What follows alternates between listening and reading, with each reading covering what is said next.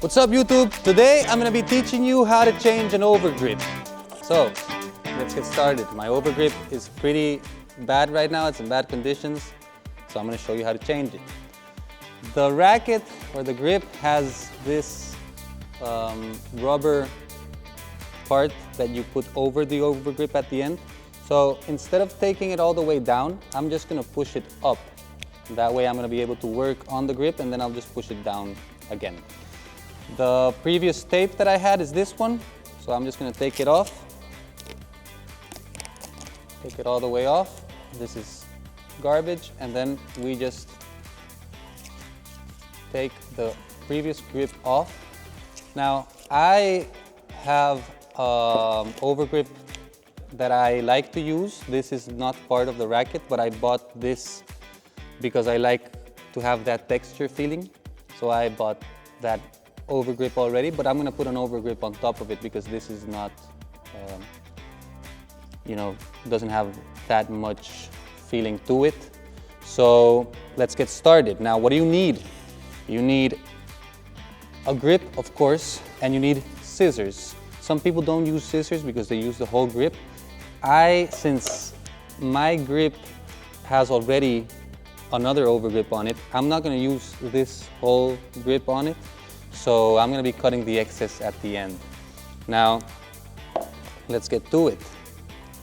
This is the kind of tape that you're going to use at the end to stick it at the top to make sure that it stays in place. That's the same that I took before. So keep it. It's happened to me before that I'm trying to put an overgrip because somebody asked me for help and they threw this away. So don't do that. Now, you're going to open up the grip, and the grip has plastic on top of it. So we're going to make sure that we take that plastic off. It's by peeling it off. And once we peeled it completely, then we're going to have our grip. So I'm going to start putting the grip on my racket. Now, Gio always says that I should put it this way, looking down, but I usually put it looking up, and I don't think it's that much of an issue. Let me know in the comments if you think otherwise, but I'm going to put it this way because that's how I'm used to doing it. Now, there's a little piece of tape here that if you take it off, there's a spot that has a little bit of glue. So that's where we're going to start. I'm going to put that in the very bottom of my grip as such. And from there, I'm just going to make sure that I start rolling it up, not leaving any parts uncovered. As you can see, the grip starts taking its shape. Now, I'm going to do it the other way around, just so you can see. This is how Gio likes to do it, and it's actually the proper way to do it because it has the logo looking up. But I've done it the other way too, so if you made a mistake, don't worry about it. It's going to be okay. Now from there, once I do a complete circle, I start moving a little bit up so that I start covering the whole grip. And it looks like this. Looks like this, and I keep going. As you can see, it's looking nice and stiff. Now, depending on how thick you want your grip, you're gonna make more space between every line. Right now, I'm not making a lot of space because I'm trying to use a good part of the grip. I'm still probably going to have some extra at the end. If you made a mistake and you want it not that thick, you can always go back. As long as you don't take the first initial part, it's okay. So let's say I didn't like as it was, so now I go again and I make more space between every line. And from there, I just start going up. Make it pretty simple for myself. I try to keep a consistent distance between one line and the other. because if not, you're gonna have like bumps in your grip.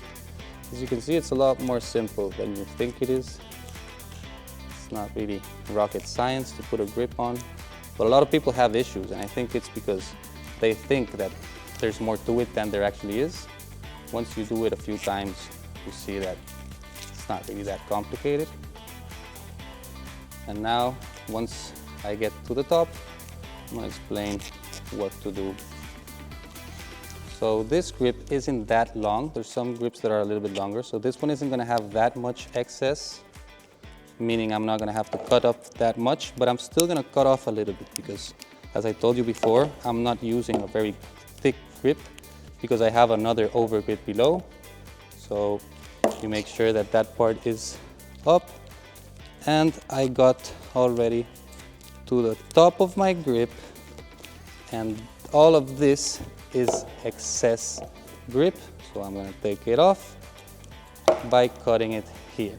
Now, you really wanna do it in this position, but if you don't do it properly, it doesn't really matter because you can also always take a nail cutter after and redo that again. Now, my grip is in a nice position there. As you can see, I like how it looks. This excess is what I'm talking about, that you can cut off with the nail cutter here so that it looks a little bit nicer, but it really doesn't change that much if you don't want to do it. So let's take out the tape that I told you to save at the beginning.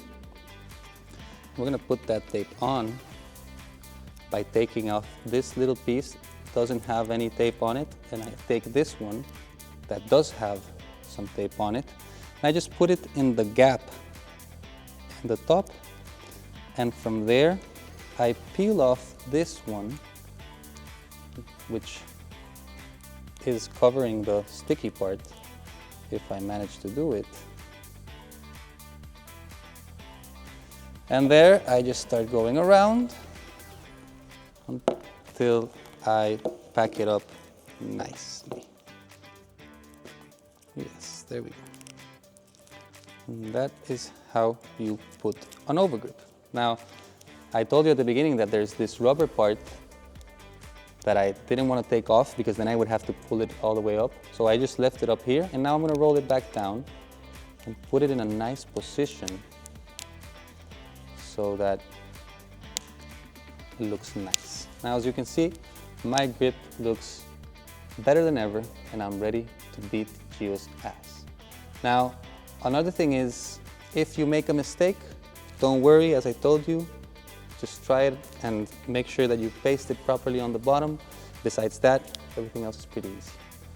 I hope you have fun putting on your grips, and now you don't need your trainer's help to put on the grip. So let me know in the comments if this worked, and if you have any questions, you can hit us up as well.